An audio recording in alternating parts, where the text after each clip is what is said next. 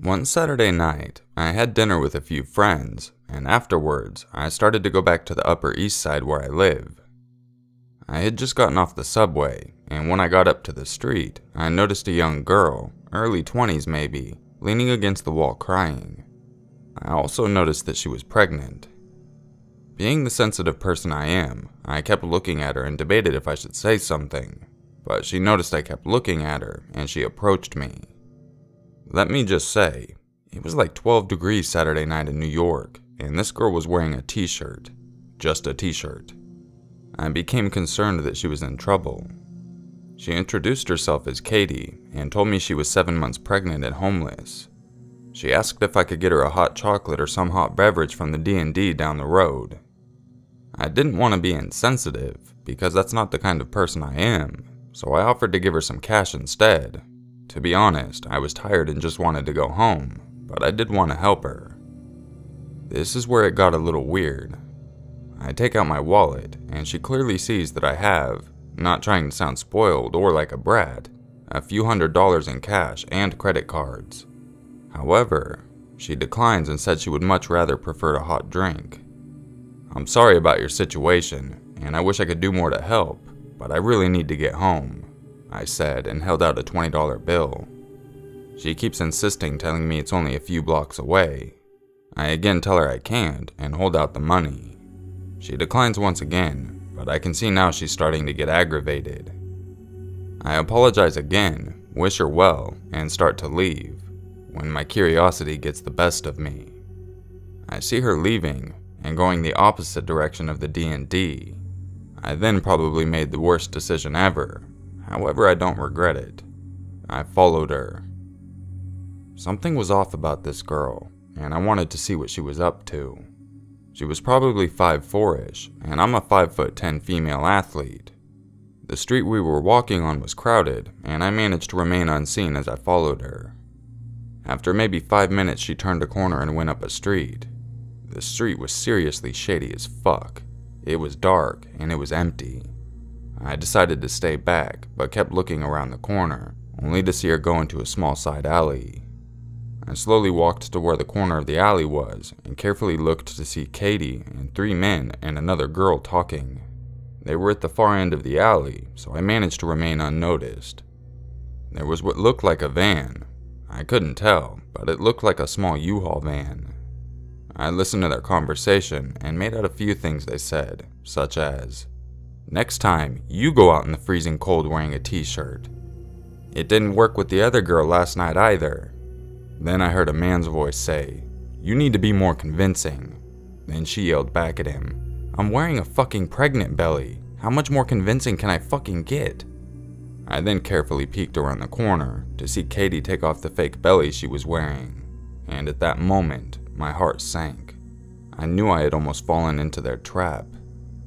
I walked away and relaxed a little when I got back to the crowded street. When I got home, I called my friend and told him what happened. He grew up in the city, and he told me he's heard of people doing stuff like that, but I don't think they wanted to rob me. If that was what they were trying to do, then why didn't Katie take my wallet when I took it out? I walk past that area almost every day, and I've never seen her since. I don't know what their plans were, but they were certainly not positive.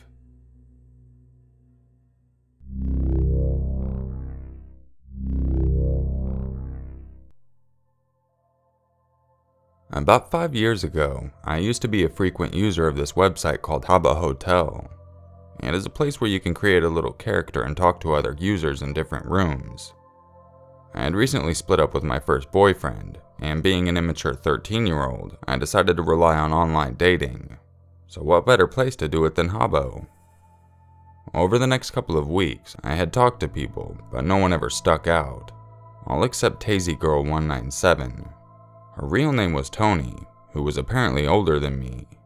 She told me she was a lesbian and that she lived in a town that was neighboring mine. Not to her knowledge, as I never give out my address to strangers. Even though I didn't disclose my location or phone number, I did, however, use MSN Messenger, so we were able to use a webcam. When we both decided to show our faces for the first time, I became slightly suspicious. There was of course a girl featured on the webcam, and it wasn't fake either, as she'd wave to me when I asked her to, and she even replied when I asked questions. She was clearly younger than 14, I would say 11 at most. I'm usually okay when people fake their ages, so I considered 2 years not to be much of a difference, so I gave her a chance. However, what did unnerve me was when I noticed a shadow in the corner of the room. I could make out that it was the shape of a person, as I could distinctly see a hand and shoulder, even if only half of it was on the screen. It was as if someone was watching her talk to me behind her laptop. Upon questioning it, Tony laughed it off and said that it was her coat she hung up when she got in. Every so often it would slightly move, but I would never bring it up, as it could have been Tony slightly moving the laptop to get comfy. Even so, the more we talked, the more I forgot about the shadow. She genuinely seemed like a nice girl who was pleasant to talk to, especially about anime. As a bisexual girl myself, we were able to talk about crushes, whether it was anime or actors. This would go on for a couple of weeks, and I would begin to develop a platonic relationship with her. She was a little too young for me, no matter how much she'd insist she was 14. One day, she asked for my number. As it was my own and not a house phone, I gladly gave it to her. Almost every day we'd talk, tell jokes and speak of our day together. It did become annoying. She'd want to talk every hour, resulting in dozens of missed calls per day. I was also curious about her academic life, as she'd ring even during class time, so surely if she had class she wouldn't call me, right? However, one night at around 2 a.m. I received a phone call from her. When I looked down, I noticed I had missed 17 calls from Tony. Worried, I attempted to call back, but instead I was interrupted by a call from her number. I answered with, "Tony, is everything okay?" But what I heard wasn't Tony, or at least, it didn't sound like her. "Tony?" I asked, but was only greeted with heavy breathing. Heavy, manly breathing. "Who is this?" I am grouchy at this point, and didn't need this at this time in the morning. I could faintly hear muffled noises in the background, but it was too far away to make out, but I swear I thought it was Tony's. "Look outside," the man finally said. I was frightened at this point, unsure whether to look. My bed was facing the window, and all I could do was stare at the single streetlight that glowed on the other side of my curtain.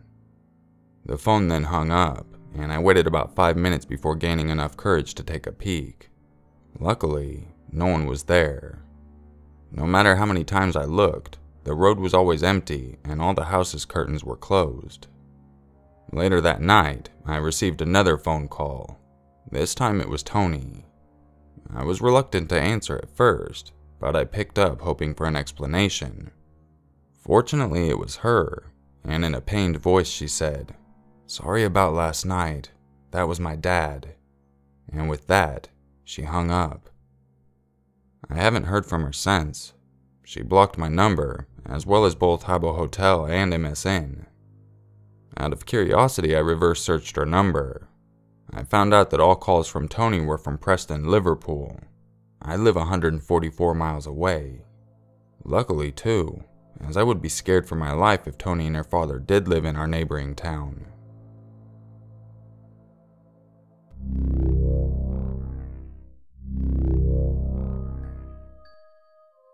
If you enjoyed this video, make sure you leave a like, subscribe, and share it with your friends.